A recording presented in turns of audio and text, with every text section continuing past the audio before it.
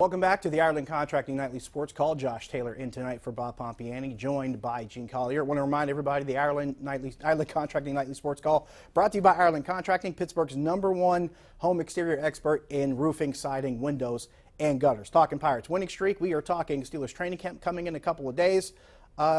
Gene, first off, I know it's been quite a few days since this happened. I want to get your thoughts quickly just on the situation surrounding Le'Veon Bell and the running back position, the offense as a whole.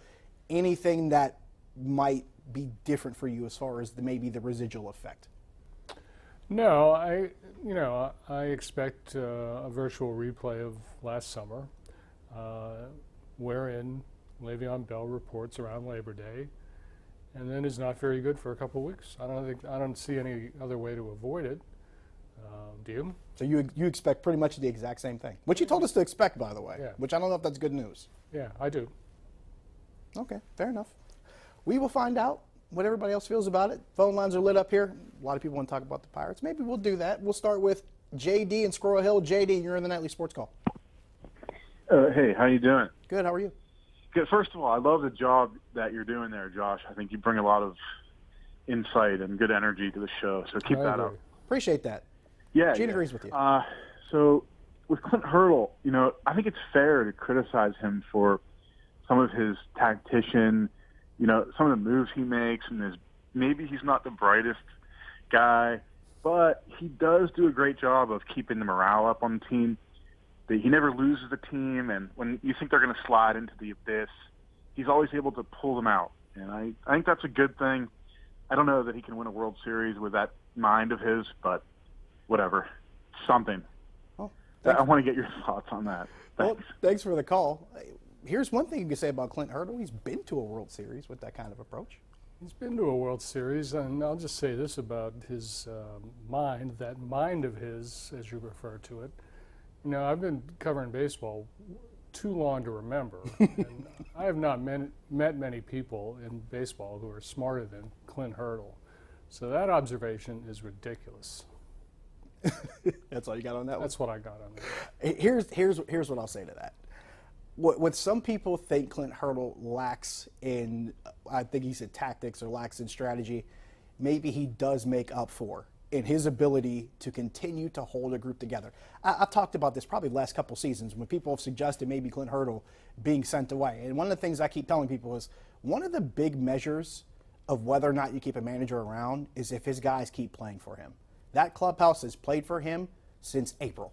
And they've continued to do it throughout the season. When they were 14-31 in May, going into June, and then through June into July, they were still continuing to play for him. And no one pointed fingers at each other. No one pointed fingers at him. Now, granted, there were some things as far as maybe a disconnect between him and Jamison Tyone after he was pulled early in the game against Philly. Gene, there was that. But other than that, have we ever seen this clubhouse really stop giving effort, or Clint Hurdle, for that matter, failing to continue to want his team to give that effort, or even projecting anything less than that? Now, as I've said many times on the show, when the Pirates have problems, then that's very often, and sometimes their problems are great. Clint Hurdle is not among the top 20 or even 50 problems they have. Well, that's a good way to sum it up. We will go back to the phone lines. Before that, we will check out Twitter here for a second. We have PA Ram that says, do you feel the appearance of Austin Meadows earlier in the season was partially instrumental in Polanco's turnaround? Gene, your thoughts on that? I wouldn't dismiss it out of hand, no. I mean, I think once you got into that situation where they were using 4 outfielders, Josh, I think that in one way or another eventually improved the performance of all of them. For a while there, they went into a little bit of a funk. But I don't want to pretend to understand Gregory Polanco psychologically. I don't know what's going on there, but I think it's a possibility. What you're positing there. I won't even say it's just Polanco. I'd say probably it helped the outfield as a whole, because during the course of that 4-man rotation, Meadows comes in. Remember, Marte's coming off that oblique injury. He had kind of slowed down a bit. Of course, Polanco had gone cold. Corey Dickerson kind of had been, a lot less, power producing at that point. So all those guys had kind of skidded a bit. And then Meadows comes in and they kind of rotate him in. Now, granted, it didn't last as long, or maybe it wasn't as frequently as some people would have liked. Right.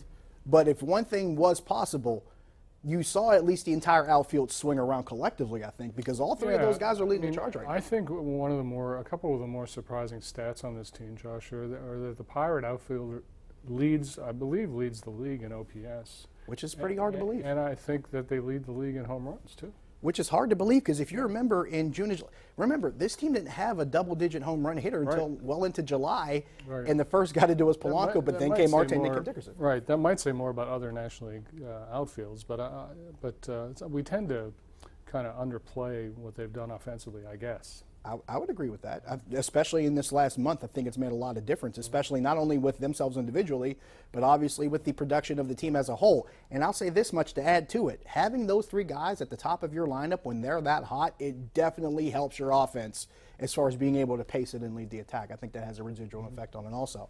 Let's go back to the phone lines. Dick in Ambridge. Dick, you're on the Nightly Sports Call.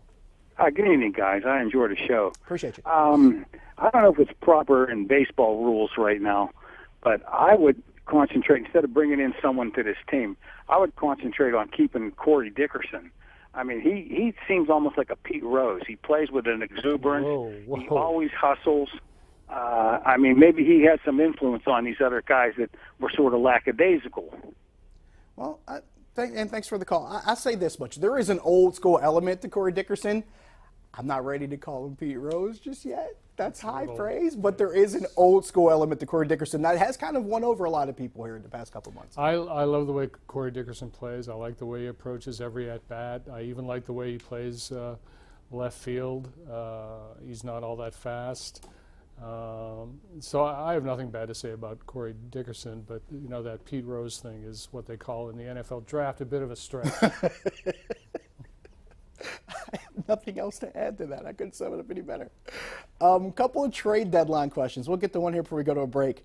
Rich asks, do either of us think that the Pirates actually try to add a player at the deadline that could be kept long-term, maybe a guy with more years of control, like a Bundy or maybe a Chris Archer, and maybe even surrendering some prospects to do so? Is this the time you do it? Well, you know, there was a time, maybe a couple of weeks ago, where if you had a chance to a player like Chris Archer, I think, you know, that would have been a very high priority. But frankly, the way the team is right now, I would not do anything to it, add or subtract. I would just, you know, there is a deadline, July 31st, but that doesn't mean you can't trade. You just have to, you know, have waivers on a player. And the Pirates have waivers on players, which we'll never even know.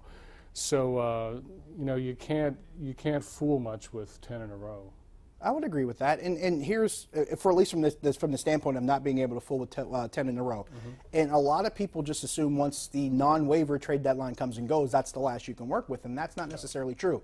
You can still try to make trades with teams that have players that have actually cleared waivers, which they've done in the past. The Pirates have done it a couple times, so it's not like they're immune to doing this or they're unfamiliar with it. It doesn't have to be before the non-waiver deadline. You can still do it afterwards. Now, obviously, players that clear waivers, they're clearing waivers for particular reasons. Maybe they're saddled with huge contracts. Maybe they're having down years and another team thinks they can fix a guy, which is one of my theories. Never underestimate another team's ability to think they can fix a guy, because that sits out there too.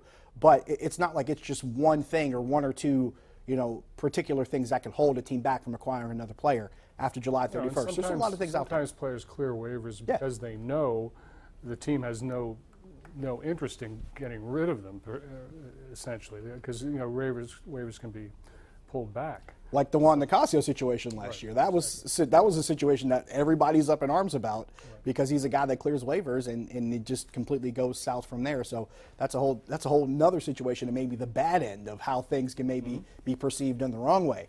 Let's take another call before we go to a break. Al in the West End. Al, you're on the Nightly Sports Call. Hey, Josh, how you doing? Good. How are you? Hey, Gene.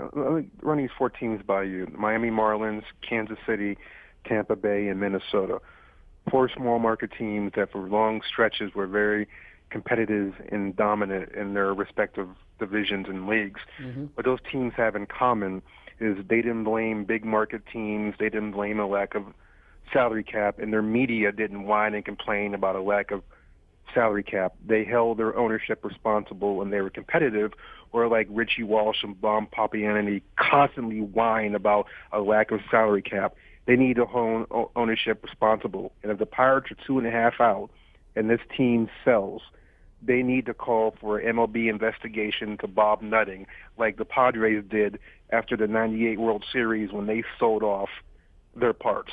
I want to hear your comments on that, Gene. Thank you. Can I drop one thing in there? Please. That thing with Tampa is not true. That thing with Tampa is absolutely not true. Tampa actually was one of the teams that was questioned constantly for some of the things that they did. Even the year they made a World Series, their feet were held to the fire for some of the practices that they had. Andrew Friedman was not always well received with what he did in Tampa at the very beginning before they went on that run.